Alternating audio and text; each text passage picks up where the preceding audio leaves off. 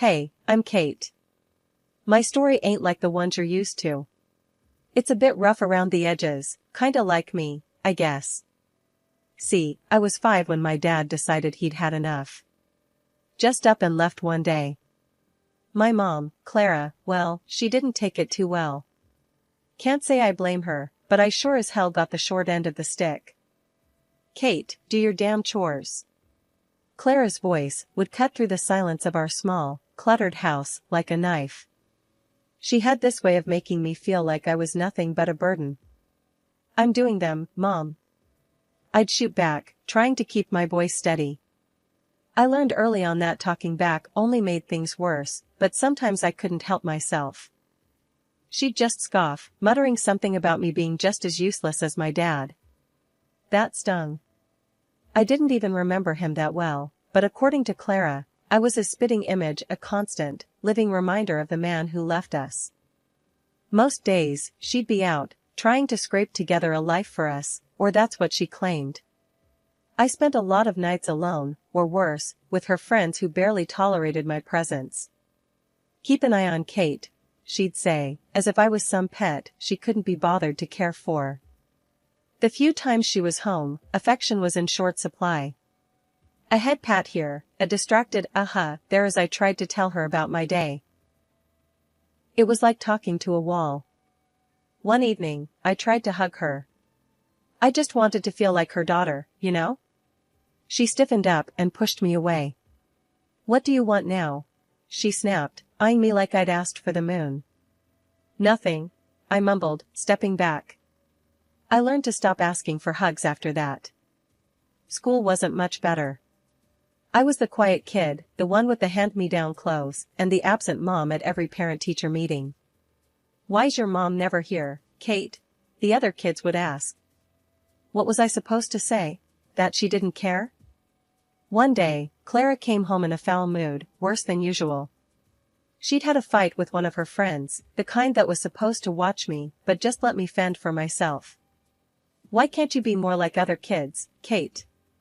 Look at you, sitting there with your stupid books. You're just like your father, a complete waste of space. I bit my lip, holding back tears. Arguing would only make it worse. Sorry, Mom, was all I could say, even though I didn't understand what I was apologizing for. That night, I lay in bed, listening to the silence of the house. It was overwhelming, the feeling of being so unloved, so unwanted. I promised myself that one day, things would be different. I wouldn't end up bitter and alone like Clara. I didn't know how I'd make it happen, but I had to believe there was more to life than this. Then Mark came along. Mom married him in a whirlwind, and suddenly, we were a family again. But when Lily was born, it was as if I became invisible, a ghost wandering the halls of a house that no longer felt like home. Kate, look at your sister. Why can't you be more like her? Mom would often say, her gaze fixed on Lily with a warmth I hadn't seen in years. I tried to remember the last time she'd looked at me like that, but came up empty. I shrugged, attempting to ignore the sting of her words. What do you mean, Mom? She sighed, a sound of frustration and disappointment. Lily's so put together, so delicate. And you? You're always in those baggy clothes, hiding who knows what. You could be pretty if you tried. Mark would sometimes interject, a gentle mediator in our stormy household. Clara, Kate's fine the way she is. She's smart, kind.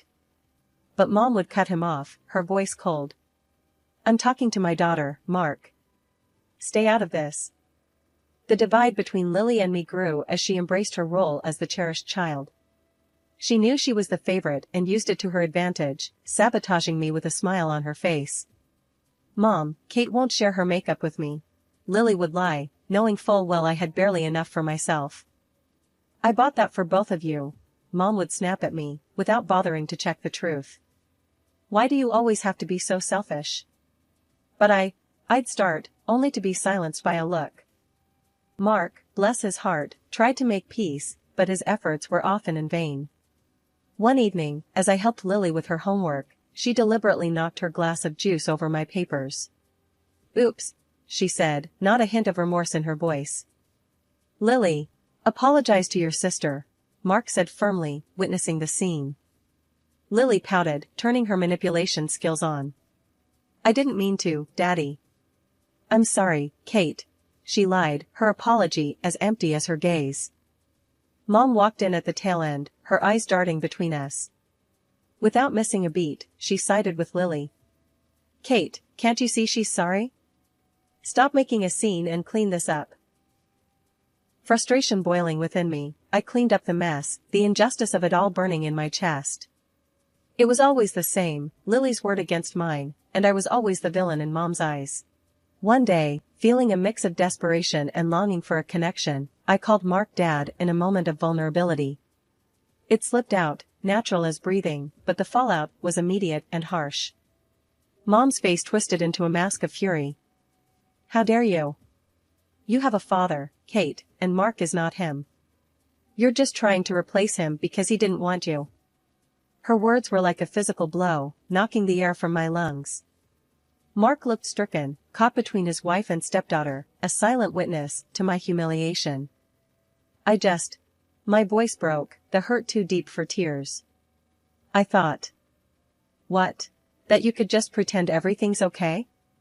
That you could make us a perfect little family? Mom's voice was venomous, each word a pointed dagger aimed straight at my heart. In the end, I retreated to my room, the sound of Lily's laughter echoing behind me. I was the outsider, the unwanted, living in a house divided by favoritism and silent battles. Mark tried to offer solace, but his kindness was a balm on a wound too deep to heal. Growing up wasn't easy, not by a long shot. As I hit my teen years, things at home went from bad to downright miserable. Mom's critiques got harsher, and Lily, well, she was blossoming into a mini tyrant, with Mom as her biggest cheerleader. One afternoon, I was trying on clothes in my room, the door barely cracked open. I could hear Lily's snickers from the hallway. Look at Kate, trying to dress up. Like putting lipstick on a pig, she jeered, not even bothering to lower her voice. I flinched, the sting of her words hitting harder than I wanted to admit. Shut up, Lily. I snapped back, more hurt than angry. Mom's voice cut through the tension like a hot knife. Kate. Don't talk to your sister like that. And Lily's right, you know. Those clothes do nothing for you. I stood there, a mix of anger and humiliation washing over me. I wanted to scream, to tell them both off, but I knew it would only make things worse. Mark wandered in, oblivious to the brewing storm. What's all the noise about? He asked, looking between us. Lily's just being her usual charming self, I muttered, my voice dripping with sarcasm. Mark sighed, a look of resignation on his face. Girls, can't we all just get along for once? Tell her to stop picking on me, then, Lily whined, playing the victim like she always did. I'm not the one starting things, I protested, but it fell on deaf ears. Mark just shook his head and walked away, leaving me to fend for myself yet again. The next day at school, I overheard some kids talking about a party. For a fleeting moment, I entertained the idea of going, of being normal, for a change. But then reality crashed back in. I couldn't bring anyone home. Mom would make sure any friend or boy I liked would run for the hills with her comments. One evening, Mom was on one of her tirades about my appearance. You could be pretty if you actually tried, Kate. Look at Lily, she takes care of herself. I was at my breaking point. Why do you always compare me to her? I'm not Lily. Mom just rolled her eyes. Because she sets a good example. You could learn a lot from your sister. The words felt like a slap in the face. It was always Lily, always about how perfect she was, and how I just couldn't measure up. I stormed off, my heart pounding in my chest. Alone in my room, I let the tears come. It was clear I was the odd one out in this family, the constant disappointment. And no matter how hard I tried, it felt like it would never be enough. Finding love should have been exciting, right? For most people, maybe, but for me, it felt like walking through a minefield blindfolded. After everything at home, I was hungry for a bit of tenderness, something real and warm. But every time I thought I found it, boom, everything blew up in my face. I met Jake at work. He was funny, had a killer smile, and didn't seem to mind my awkwardness. We hit it off, and for a minute there, I thought, hey, maybe this could be it. One night, I decided to bring him home, thinking it'd be safe. Big mistake. Kate, who's this? Mom asked, eyeing Jake like he was some bug she found under the sink. This is Jake, Mom. We work together, I said, trying to keep my voice steady. Jake reached out, all polite and smiling. Nice to meet you, ma'am. Mom just nodded, her smile tight. Once we sat down, it started. It was like she had a radar for my vulnerabilities. So, Jake, Kate's not much of a looker, but she's got a good heart, I suppose. Keeps her room clean. That's something, right? Mom's voice was all sweet poison, her words slathered in fake honey. I could feel my cheeks burning, my heart sinking. Jake looked at me, confusion and pity in his eyes. That look, it just about killed me. Actually, I think Kate's great.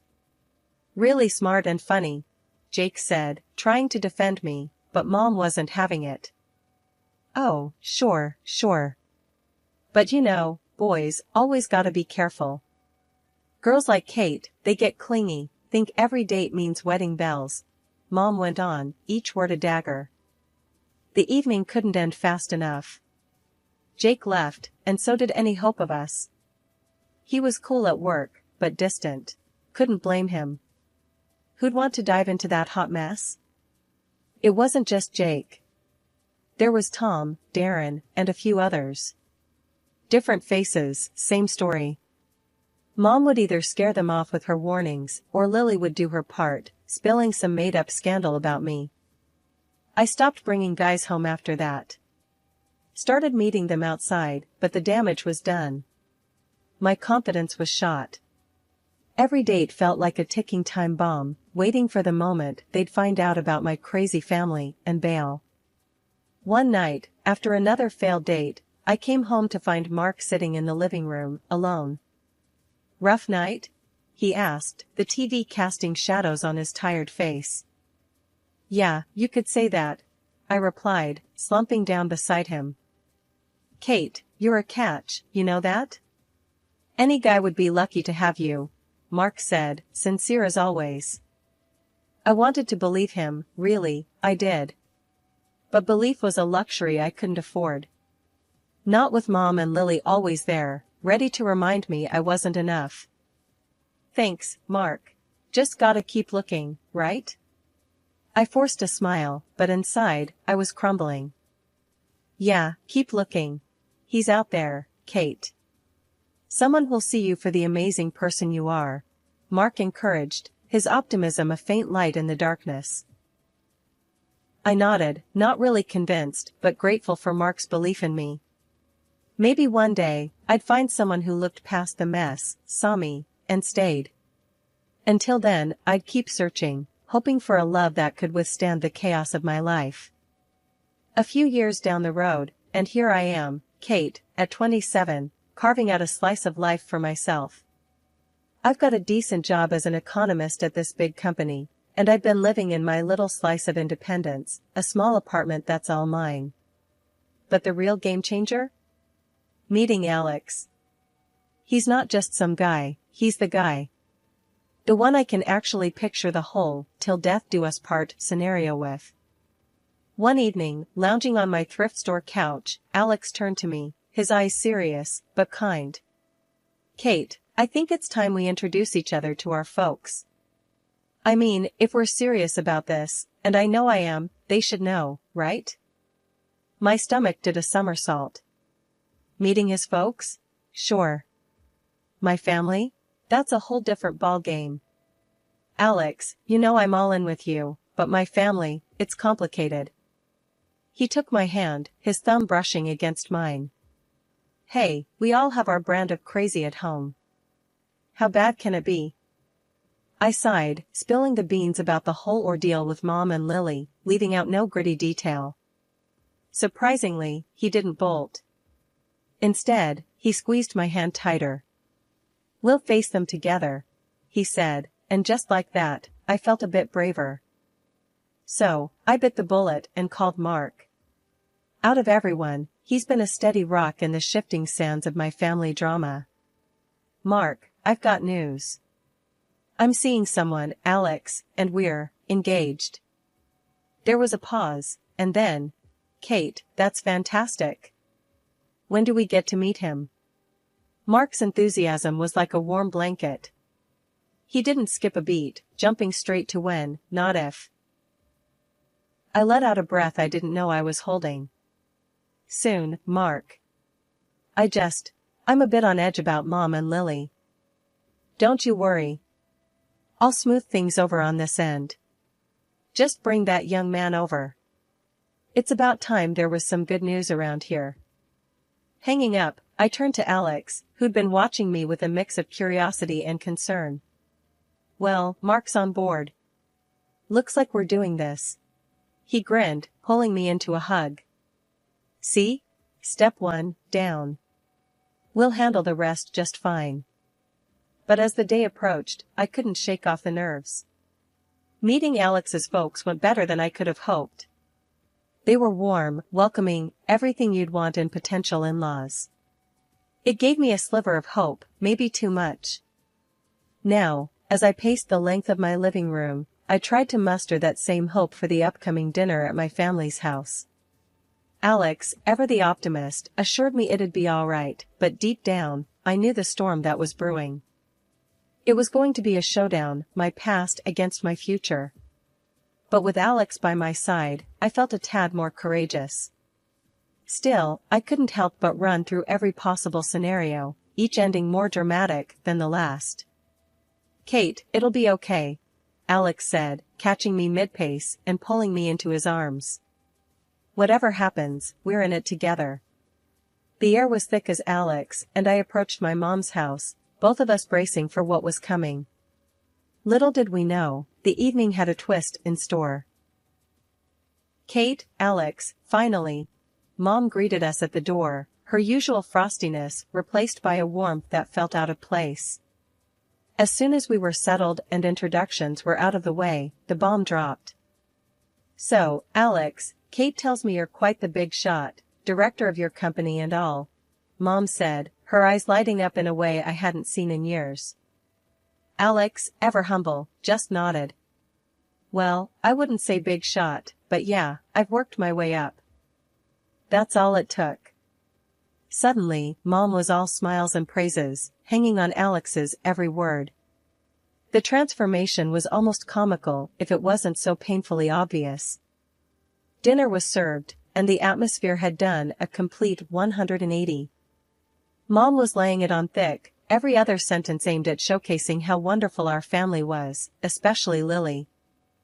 Lily's just been accepted into the honors program at school, Mom boasted, shooting a look at Alex as if to say, see, we're a family of achievers.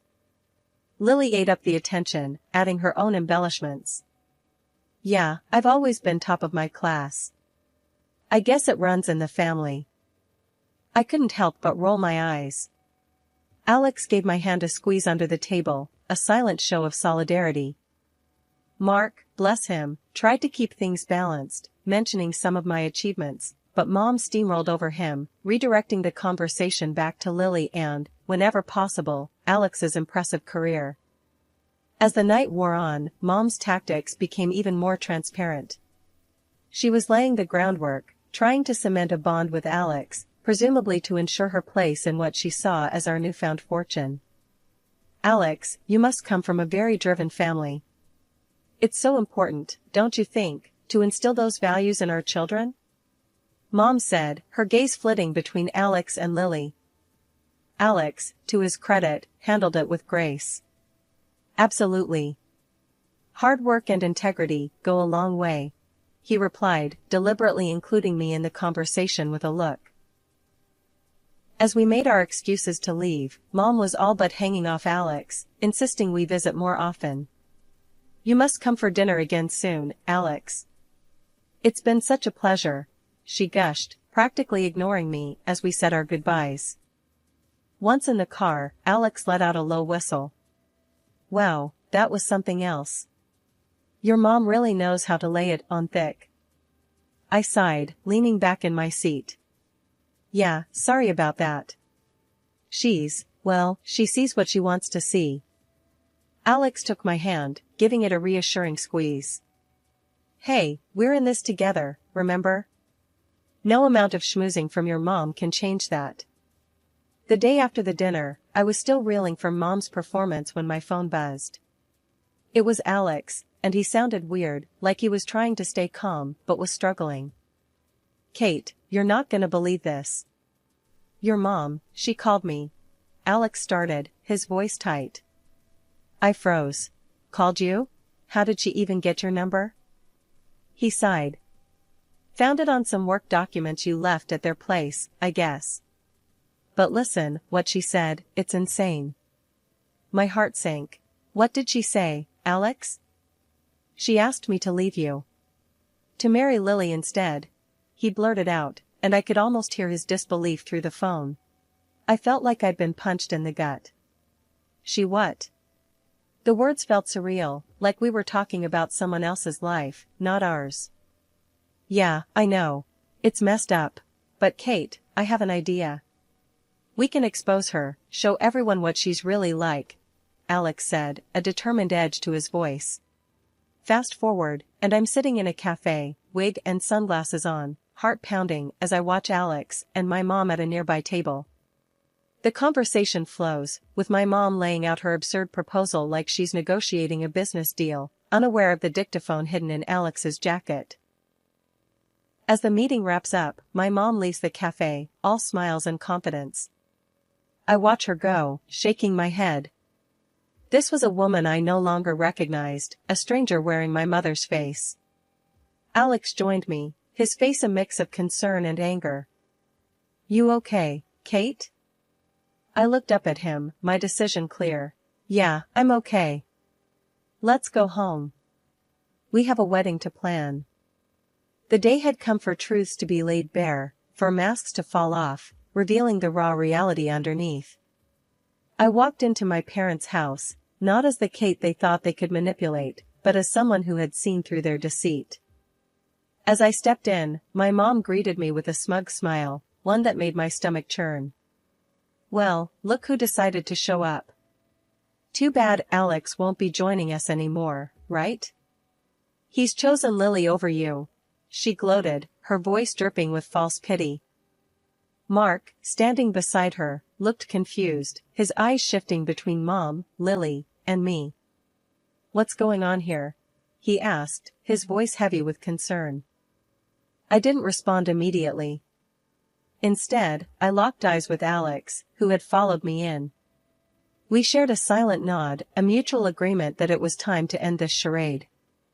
Actually, Mom, Alex is here, I said, stepping aside to reveal him. Mom's face faltered, her confidence slipping for a moment, before she masked it with indifference. The room was heavy with anticipation as Alex hit play on the recorder. My heart was racing, knowing the weight of what was about to be heard. As my mother's voice filled the room, you could feel the atmosphere shift. I never loved Kate.